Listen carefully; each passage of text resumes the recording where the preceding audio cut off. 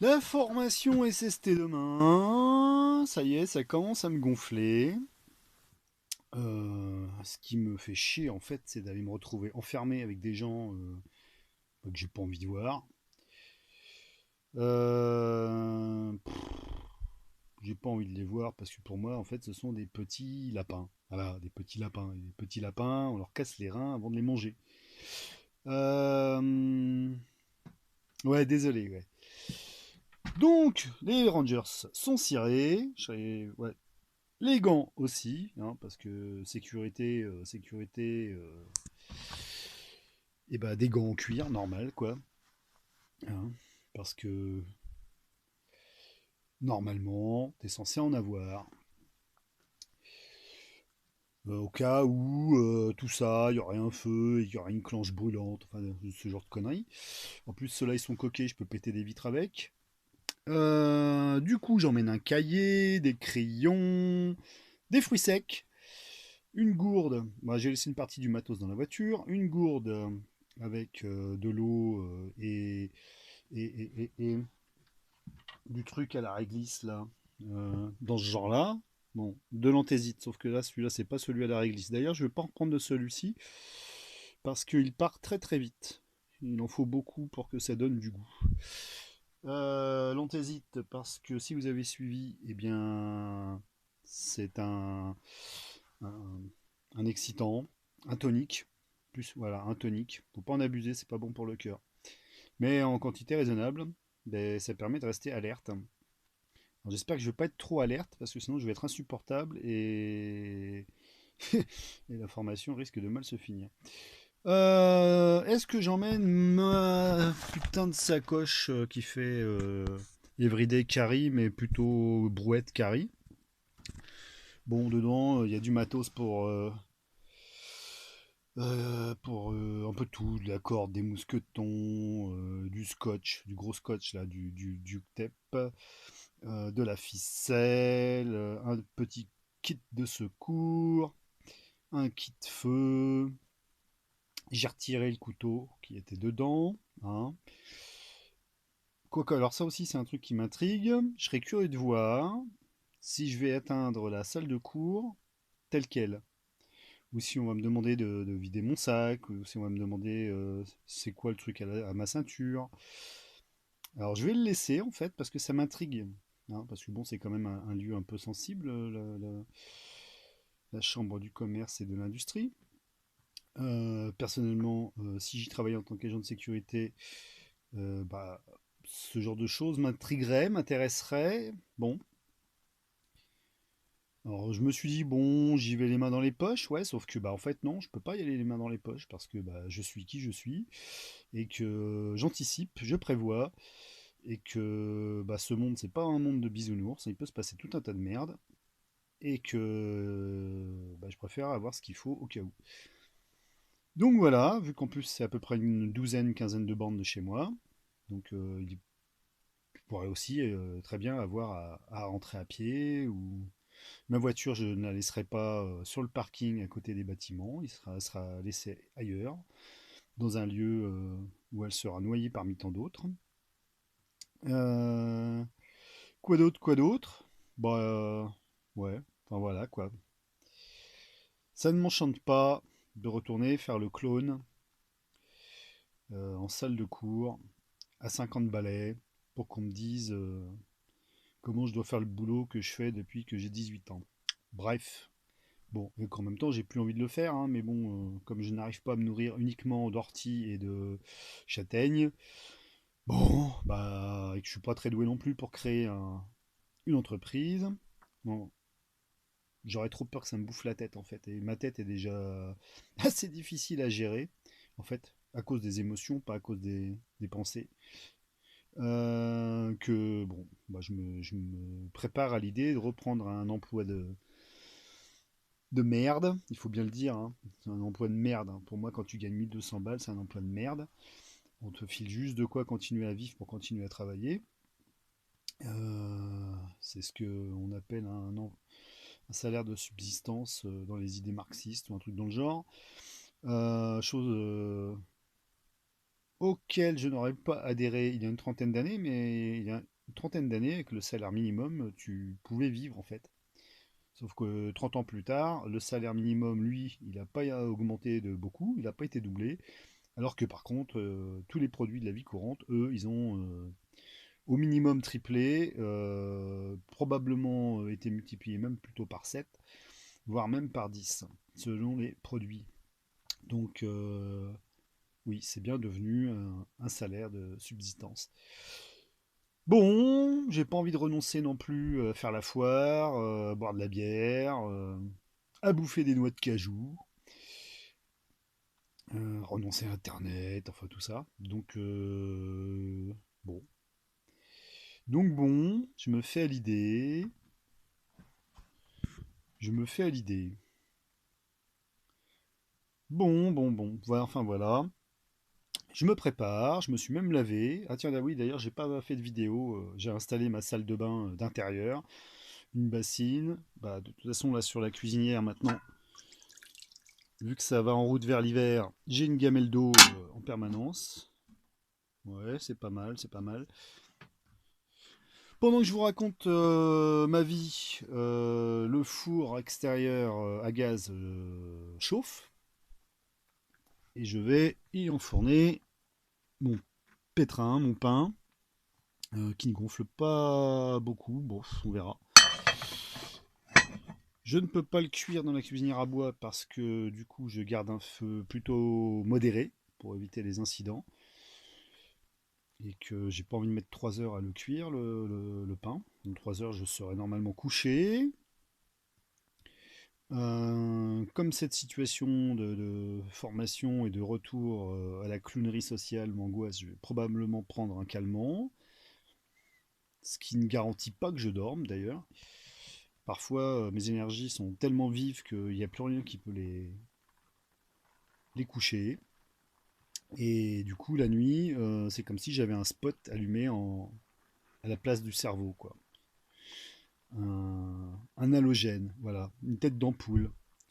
Et cela ne vient pas du cerveau et des pensées, hein. Cela vient en fait de mes tripes, hein. Ça fait longtemps que j'ai compris ça. C'est que mon angoisse, elle ne vient pas du cerveau, elle est reflétée dans le cerveau, mais en fait, elle vient de mes tripes, de mes super amis, les bactéries. Bon, peut-être qu'elles n'aiment pas non plus être enfermées, mes chères bactéries. Et j'ai beau leur expliquer que c'est pas grave, hein, mais bah, ça ne change rien. Ça... Donc voilà. Bon, bah, je vous raconterai ma journée de formation. Ah, c'est pourtant pas grand-chose, hein, mais bon. Si je vis au fin fond de la nature, c'est pas vraiment un choix, c'est une adaptation en fait à ce que je suis. Parce que vu que je n'ai pas choisi ce que je suis, hein, il est rare que cela arrive d'ailleurs, que les gens choisissent ce qu'ils sont. Donc mes choix n'en sont pas en fait, ce sont juste des adaptations. Voilà, je ne crois pas au libre arbitre, je suis un produit et je me démerde au mieux avec les programmes qui me font. Bon, sur ce, je vais finir ma binouse et enfourner mon pain. Ciao. Pendant que je postais les vidéos sur ma préparation et mes crises d'angoisse par rapport à ma formation demain, eh bien mon pain a brûlé. Il a brûlé pourquoi? Eh bien parce que quand j'ai ces putains de crises d'angoisse, je ne suis plus parfaitement connecté à la réalité telle qu'elle est. Donc la réalité, pas celle qu'on nous impose à la télé, hein, celle de la bouillasse, celle de la pluie, celle de la nature, la vraie quoi. Et donc je me suis planté sur le thermostat. Bon, c'est pas grave, hein. C'est pas grave, je vois que il a gonflé quand même un peu. Donc le levain, lui, malgré qu'il soit vilain, il fait son taf. Bon, c'est brûlé, mais c'est peut-être pas complètement immangeable. Je laisse refroidir, sans couvercle sur la cocotte pour que l'humidité s'échappe. Et puis bah, j'essaierai de le démouler demain. Demain, mais alors demain, Quand, je ne sais pas. Probablement en rentrant après cette putain de journée de merde. Voilà, voilà.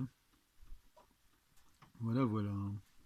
Bon, bah, je vais me reboire une bière et puis regarder une série bien débile avant d'aller me pioter.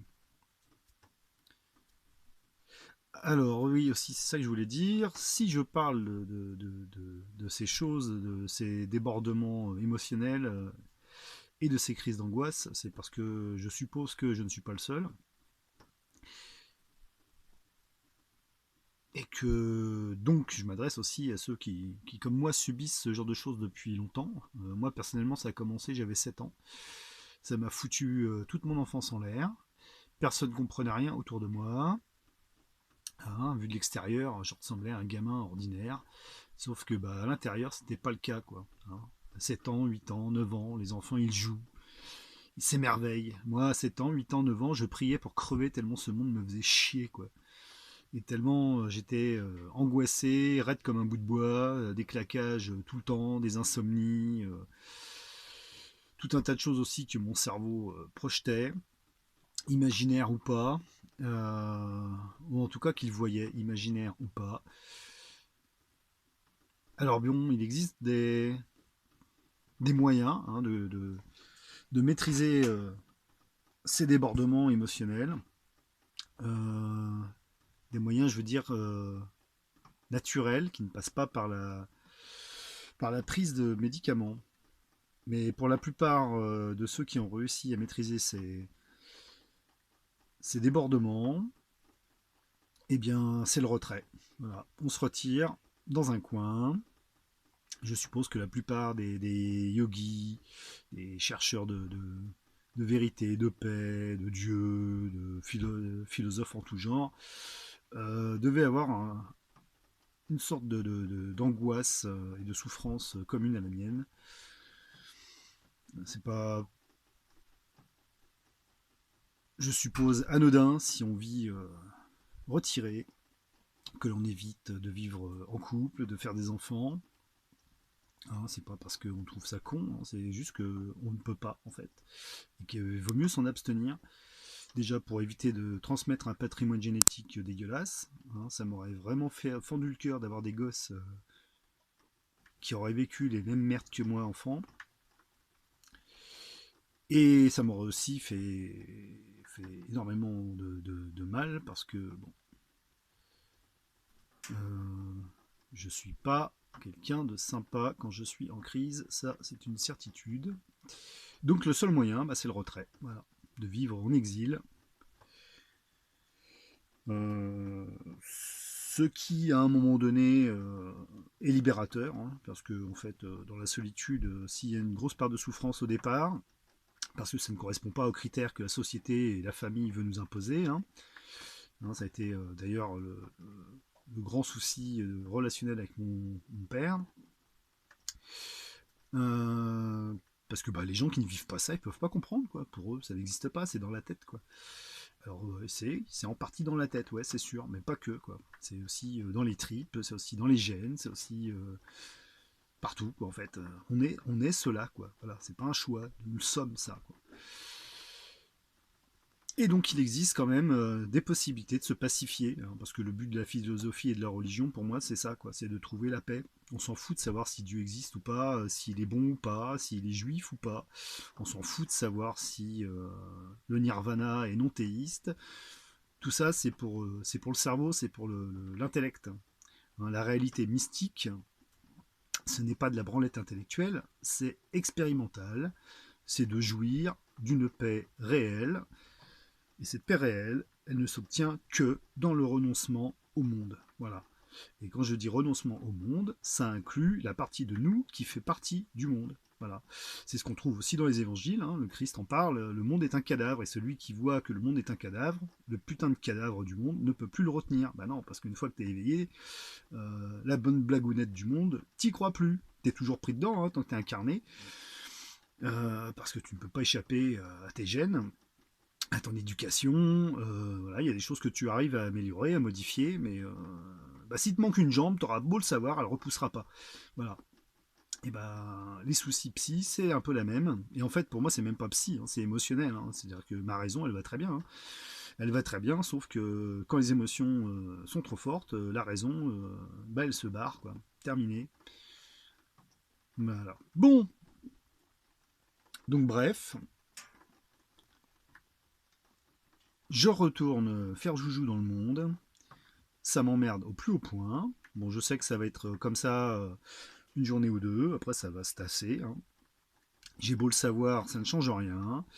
Je peux pratiquer tout, la méditation, la prière, prendre des calmants, boire plus de bière, ça n'y changera rien. Il est probable que je passe une nuit d'insomnie bien dégueulasse. Ça ne m'empêchera pas d'y aller.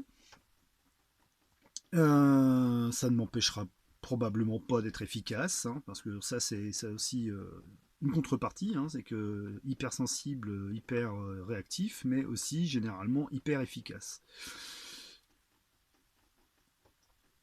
Bon, to be continued.